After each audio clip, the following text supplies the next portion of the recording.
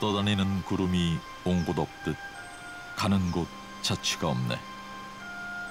구름 오고 가는 것을 살펴보니 다만 하나의 허공일 뿐이네.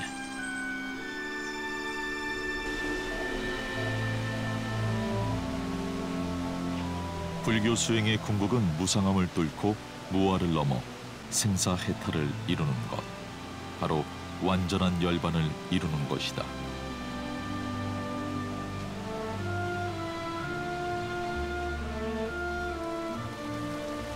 그래서 부도는 단순한 무덤이 아니라 한 수행자의 삶이자 목숨으로 설하는 무상 법문으로 여겨지기도 한다. 부도를 지키는 암자, 부도암에는 깨달음으로 향하는 말없는 설법이 고요히 흐른다.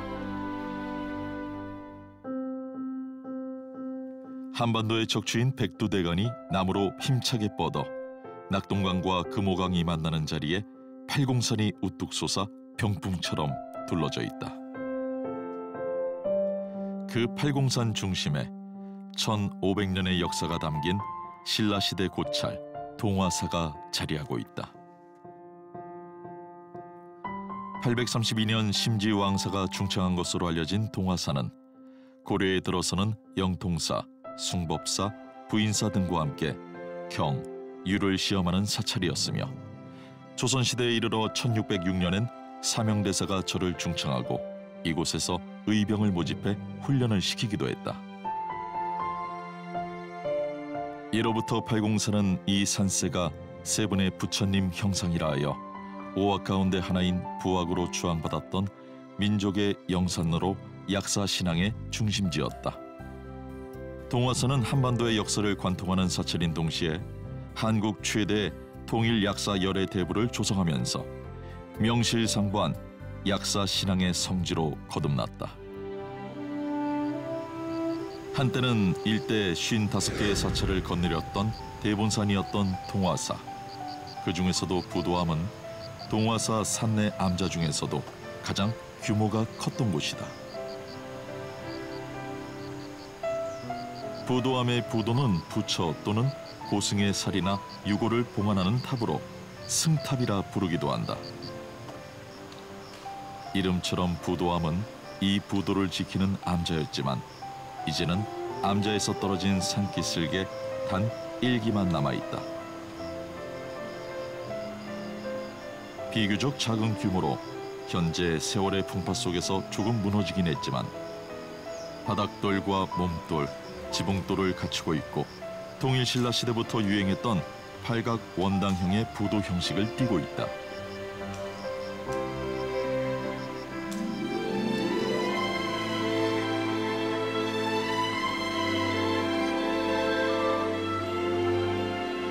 부도암은 조선 휴종 9년인 1658년 도스님이 창건한 암자인데 원래는 부도가 있던 예터에 자리하던 것을 정조 14년인 1790년에 춘파 스님이 중수하며 지금의 자리로 옮겨지었다.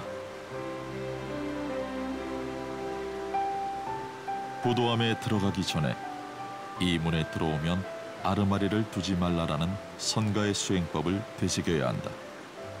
수행에 방해가 되는 지식이나 분별심을 내려놓고 마음을 비워야 진정한 깨달음에 이를 수 있다.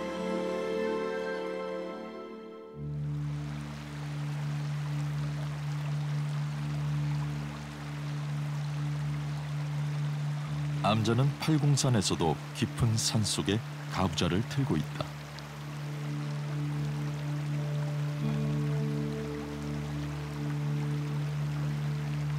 그만큼 속세의 번잡함에서 벗어나 수행에 집중하기 좋은 도량인 것이다. 헌종 7년인 1841년에 발간된 양간록에 따르면 부도암은 당시만 해도 72명의 승려가 머물 만큼 대가람을 이루었다고 한다. 1958년 불교 정화운동 이후 비구니 스님들이 머무는 참선 도량이 되었으며 1960년 개축 때 현존 당호를 건립했다. 부도암의 본처인 동화산은 국내 33 관음 성지 중 한 곳이다. 그래서일까? 부도암의 주저는 관음전이다.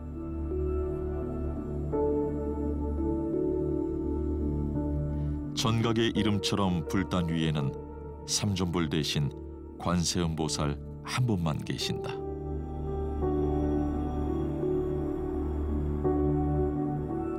관세음보살은 세상의 모든 소리를 듣고 중생을 돕는 자비의 상징이다. 법화경에서는 중생이 어려움에 처해 일심으로 관음의 이름을 부르면 그 음성을 듣고 몸을 여러 가지로 나누어 중생을 어려움에서 벗어나게 해준다고 한다. 관세음보살이 중생들을 구원한다면 불법을 수호하고 불자를 보호하는 호법신도 관음전 안에 상주하고 있다. 한 폭의 상하 2단 고도로 그려진 이 신중탱은 전형적인 조선 후기 19세기의 불화로 대구광역시 문화재 자료 제38호로 지정되어 있다. 형태나 색채에 산만함이 없고 표현이 섬세하며 차분한 색채 등이 시대적 특징을 잘 나타낸다.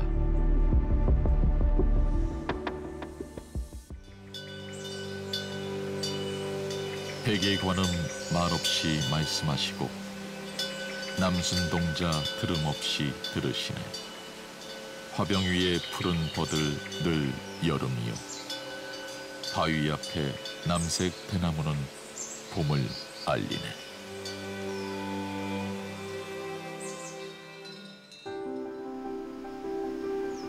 부도암은 수많은 비구니 스님들이 수행하는 선원으로 수독사 견성암 다음으로 한반도에서 오래된 곳이다.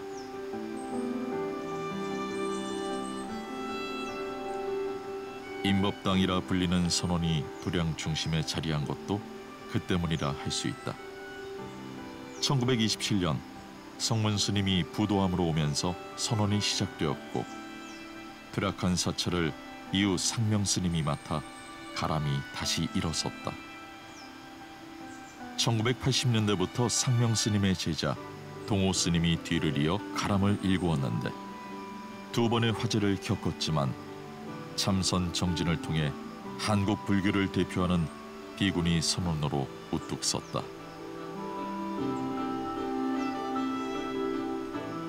수많은 비구니 선객이 부도암 선원에서 공부했고 2000년엔 교육원으로부터 비구니 기초 선원으로 지정받아 매년 30명의 비구니 선객을 배출하기도 했다. 성문, 정행, 본공, 해해, 상명, 무착, 성타, 도용, 해융, 지광스님 등 한국 불교를 대표하는 비구니 스님들도 이곳에서 수행하며 선맥을 이어왔다. 부처님이 설한 가르침 중 가장 핵심은 마음일 것이다. 이 마음은 지금까지 한국 불교를 지켜온 대들보였다. 선원을 한국 불교의 희망을 싹틔우는 수행처로 여기는 이유는 이 좌복 위에 앉아 수행 정진하며 수많은 마음을 깎아 새기고 다스렸던 눈푸른 납자들의 수행 원력 덕분일 것이다.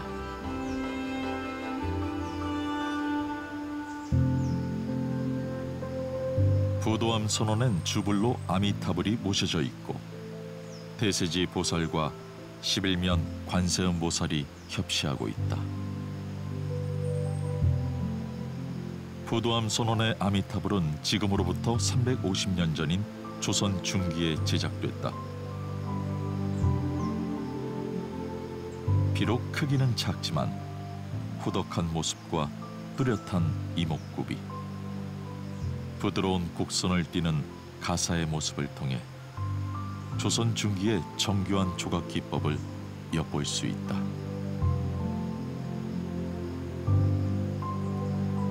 십일면 관세음 보살은 아미타불보다 100년 후인 조선 후기에 제작된 것으로 철불에 개금을 한 것이 특징이다. 거푸집에 쇳물을 부어 주조하는 방식은 세부 표현 기법이 섬세하지 못한 것이 특징인데 부도함의 11면 관세음보살은 11개의 얼굴이며 옷주름 하나까지도 정교하게 표현돼 있고 입술과 눈썹, 머리카락 등에 색을 입히기도 했다.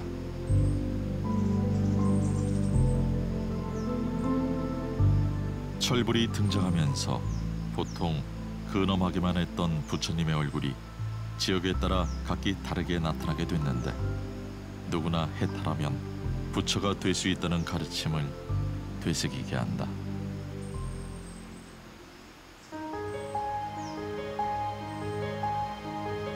동화사의 산내 암자 중 가장 규모가 컸던 부도함은 이제 관음전과 선원, 산신각이 전부다.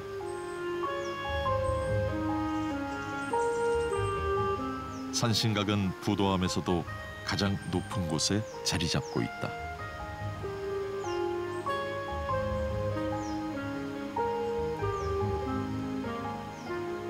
산신각에는 호랑이를 거느리고 동자들의 협시를 받고 있는 산신이 그려진 탱화가 불상을 대신하고 있다.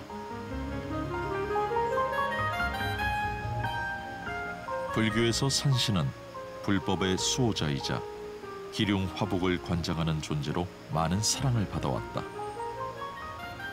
중생들의 이야기를 들어주는 존재이자 위로처가 되어주는 곳인 셈이다.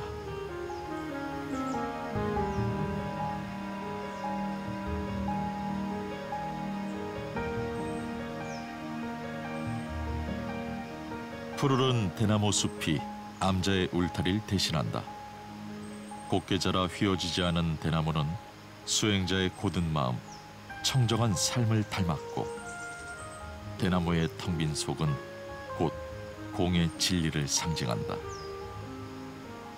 속이 비었기에 소리를 내고 그만큼 담을 수 있다.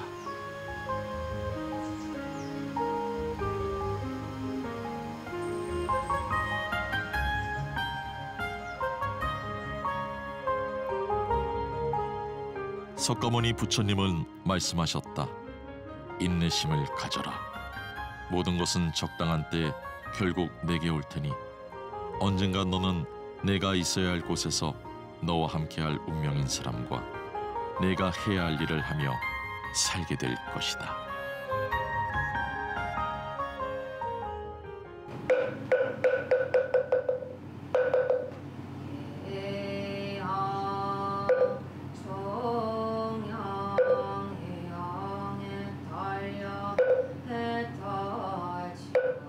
해가 지면 부도함을 채우는 것은 스님들의 간절한 기도다.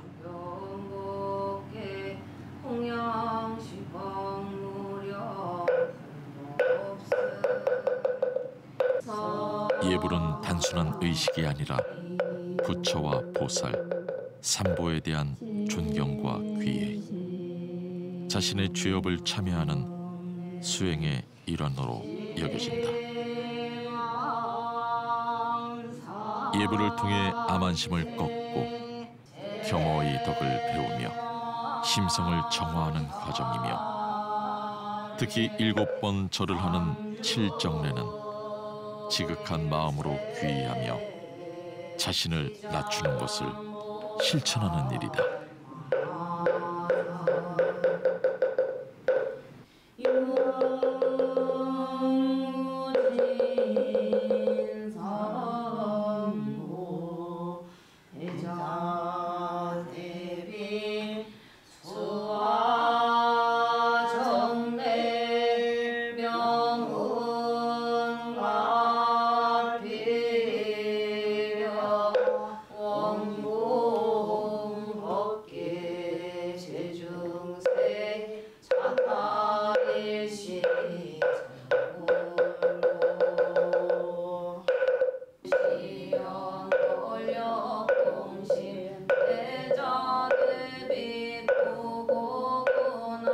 깊은 밤 스님의 간절한 관세음 기도는 중생들이 고통에서 벗어나 참된 행복에 이르길 기원하는 마음이 담겨져 있다.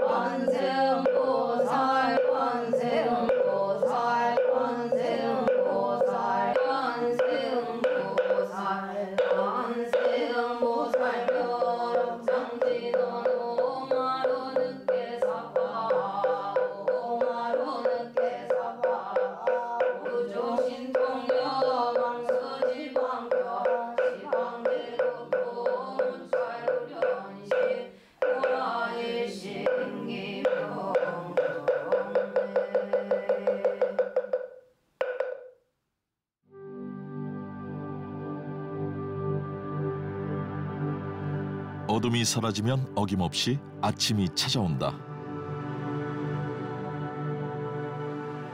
빈산 이치가 고금을 벗어나 있고 흰구름 맑은 바람은 스스로 오고 가는데 무슨 일로 달 많은 서천을 건너왔는가.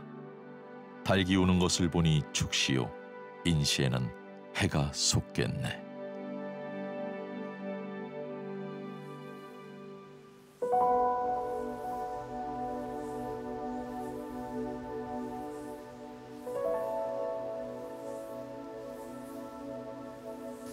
비어있는 산처럼 우리의 마음도 본래 아무것도 없이 깨끗하며 자연의 순환처럼 맑고 깨끗한 본래 상태로 돌아가는 것이 깨달음이고 부처가 되는 길이다.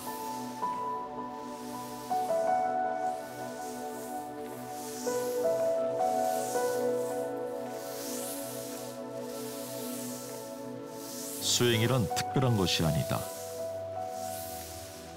그저 절마당의 먼지를 쓸어내듯 마음속에 켜켜이 쌓인 먼지를 닦아내는 것이다.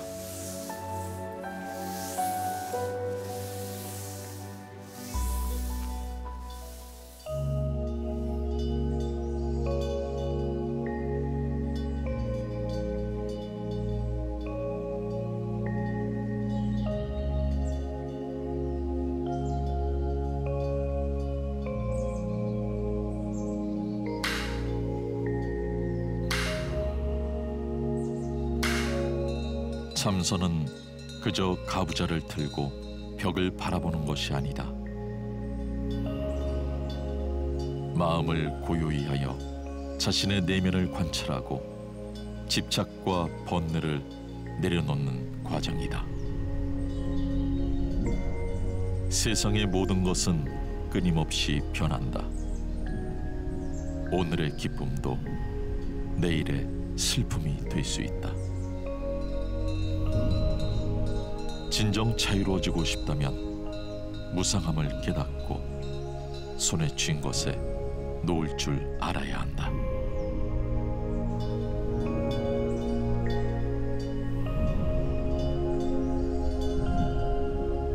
누구나 빈손으로 왔다가 빈손으로 돌아간다. 마음 또한 마찬가지다.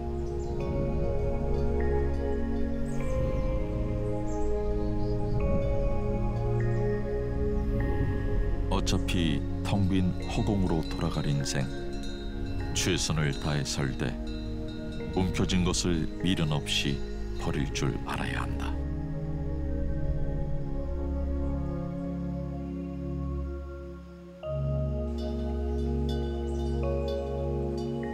비울 수 있어야 그 자리에 새로운 것, 진리를 채울 수 있다.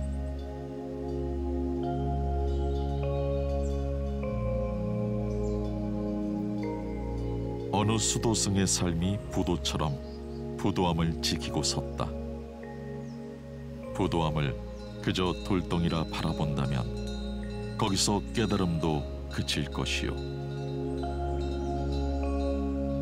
한 수행자의 삶이자 열반송이라 하면 그 말없는 설법을 들을 수 있을 것이다.